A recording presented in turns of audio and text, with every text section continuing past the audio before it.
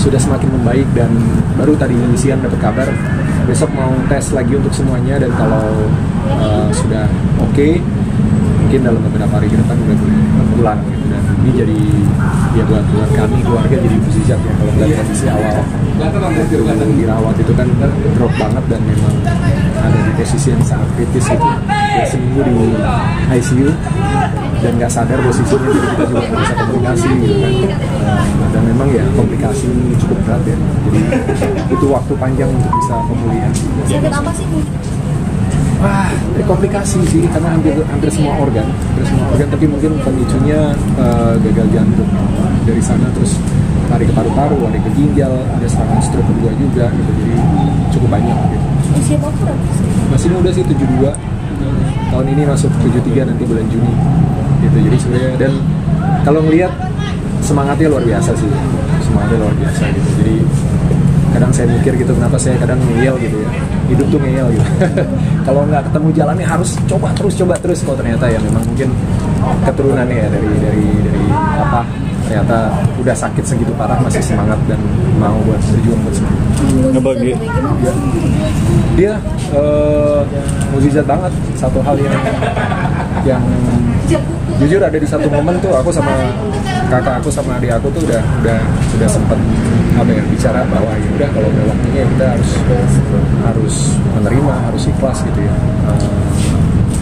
Dan itu momen terberat sih, karena kita nggak tahu keputusan yang kita ambil itu yang dia mau atau enggak gitu.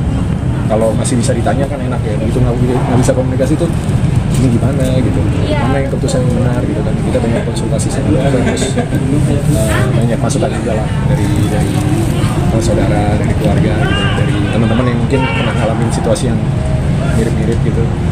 Dan puji Tuhan banyak yang doain, banyak yang sayang, banyak yang doain, akhirnya bisa ada mukjizat, bisa kondisinya semakin baik. Jadi membatasi kegiatan jauh-jauh nggak sih Bang? Kebetulan tuh memang saya Januari ke Februari itu kan syuting. Terus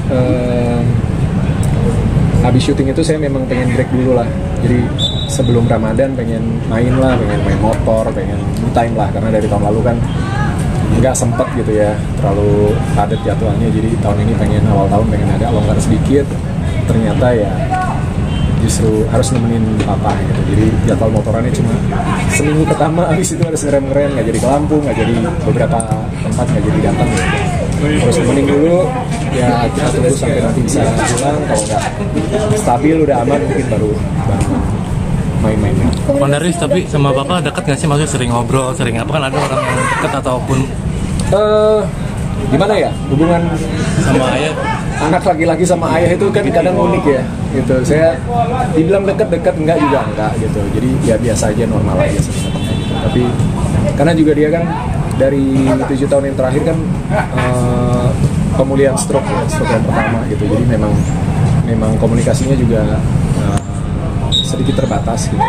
Masih bisa aktif tapi terbatas lah gitu. Cuma ya setiap kali ada kesempatan, ada momen di sela-sela kesibukan pasti sempetin lah untuk interaksi, untuk ngobrol, untuk ngajak keluar gitu, sekedar makan malam atau ngajak kopi gitu. Walaupun memang lebih sering ya ada orang-orang di rumah, ada caregivernya juga yang nemenin gitu sehari-hari ya. Tapi sekarang bisa ngobrol atau untuk komunikasi masih belum, tapi dia bisa respon, bisa ngangguk, bisa ada kontak mata gitu yang sebelumnya nggak ada sama sekali. Jadi sekarang udah mulai aktif lah, tapi memang harus, kalau menurut dokter butuh terapi untuk bisa berjalan. juga ada permintaan nggak sih? Papa minta apa gitu? Minta pulang dia. Sama dia kan sukanya jalan-jalan ya, suka kemana-mana gitu, jalan-jalan ketemu orang gitu, melihat banyak hal lah gitu. Terus suka keluar minum kopi juga gitu. Ya paling itu ya, kalau kita lagi datang kita semangatin itu, ya semangat biar cepat sembuh, biar bisa pulang, kita ngopi bareng lagi gitu.